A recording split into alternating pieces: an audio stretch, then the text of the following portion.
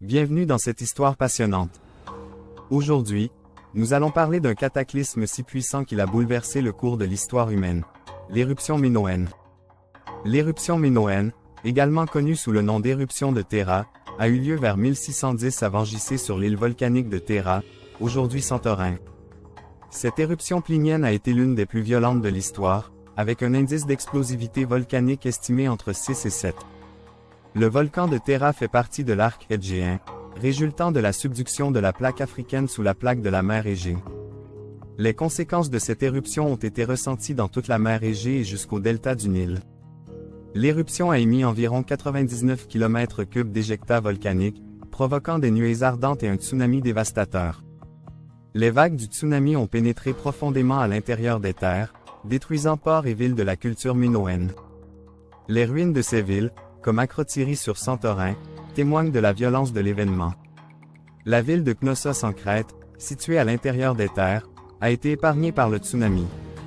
La datation de l'éruption reste débattue, mais les méthodes modernes comme le carbone 14 et la dendrochronologie suggèrent une période entre 1628 et 1600 avant Jésus-Christ.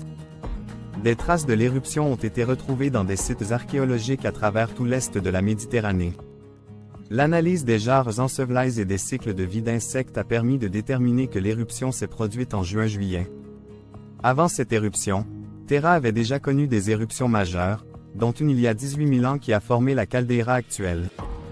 L'éruption minoenne a rempli en partie cette caldeira effondrée, modifiant à jamais le paysage de l'île.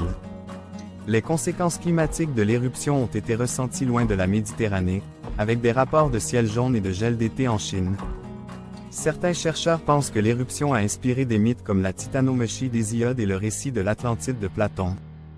La géologue Barbara J. Sievertson a même suggéré un lien entre l'éruption et l'exode des Israélites dans la Bible. L'éruption a peut-être aussi inspiré le mythe du déluge de Deucalion, daté vers 1528-1527 avant JC. Julian Jaynes a proposé que l'éruption ait joué un rôle dans le développement de la conscience humaine en provoquant des déplacements de population.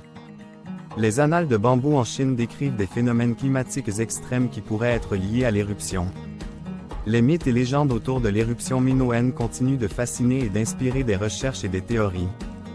L'éruption a laissé une empreinte indélébile sur les civilisations de la région, affaiblissant les Minoens et ouvrant la voie aux envahisseurs mycéniens. Les conséquences indirectes de l'éruption sur les civilisations de la Méditerranée sont encore débattues par les scientifiques. Malgré l'absence de sources claires, les traces géologiques et archéologiques permettent de reconstituer cet événement cataclysmique. L'éruption minoenne est un rappel puissant de la force destructrice de la nature et de son impact sur l'histoire humaine. Aujourd'hui, l'archipel de Santorin, avec ses îles de Teracia et Aspronissi, est un vestige de cette ancienne île volcanique.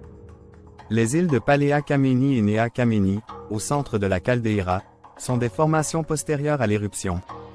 Les études récentes continuent de révéler de nouvelles informations sur l'éruption et ses conséquences. Les recherches combinant différentes méthodes de datation affinent notre compréhension de cet événement historique. L'éruption minoenne reste un sujet de fascination et de mystère, alimentant les mythes et les légendes à travers les âges. En explorant les ruines de Santorin, on peut encore sentir l'ombre de cette catastrophe ancienne.